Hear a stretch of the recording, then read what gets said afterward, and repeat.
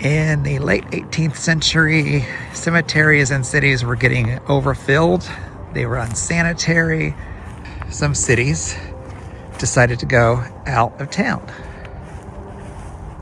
Once they went out of town, they could go into the countryside further away from the cities and build cemeteries that were more sanitary, more spread out, a lot more land.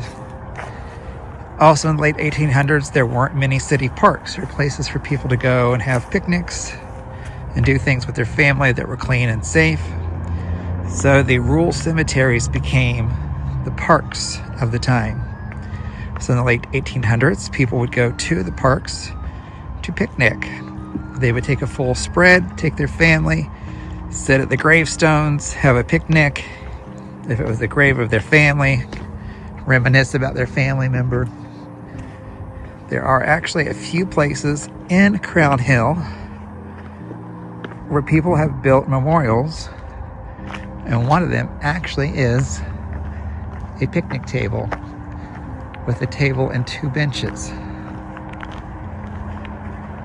There are some cemeteries that won't even allow you to bring food in. Crown Hill is not one of those. At Crown Hill, you can also walk your dogs as long as your dog is kept on a leash. So here is a picnic table.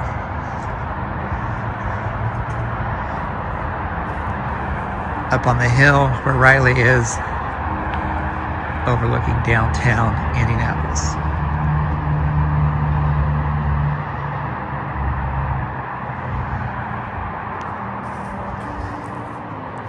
Obviously meant for family and friends to come have a picnic.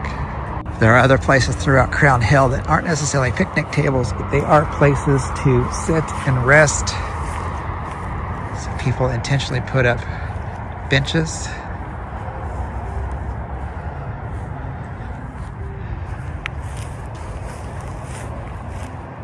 And I have seen a few cemeteries lately that won't even allow a bench as a memorial anymore in the cemeteries.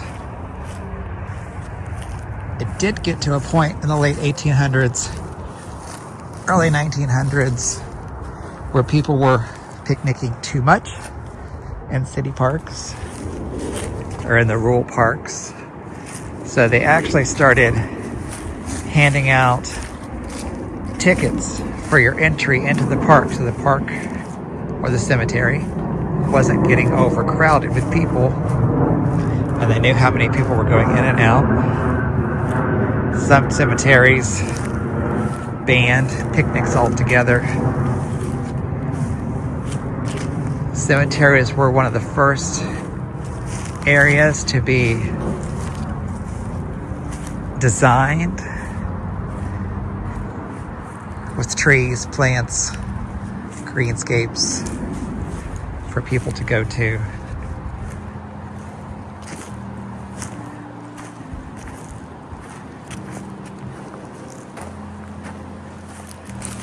Throughout Crown Hill, you'll find benches, different shapes, different sizes,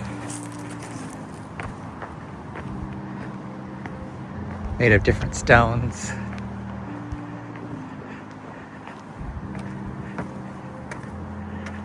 I happen to just be walking up around where the Riley Memorial is, and one of the highest spots in Marion County.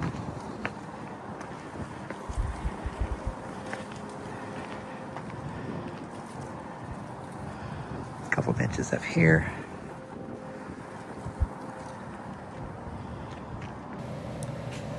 The Massachusetts Historical Society purchased a large tract of land with the idea of turning it into a place of repose for both the living and the dead. As a result, for their efforts, Mount Auburn Cemetery was dedicated in 1831 and set with classical monuments and a rolling landscape. This was the first true rural cemetery in the United States and the model for countless other cemeteries across the country. This type of landscape coincides with the rising of the popularity of the term cemetery, derived from the Greek for a sleeping place instead of a graveyard. People from all classes were expected to not only buy cemetery plots, but to use this as a park and a pleasure ground.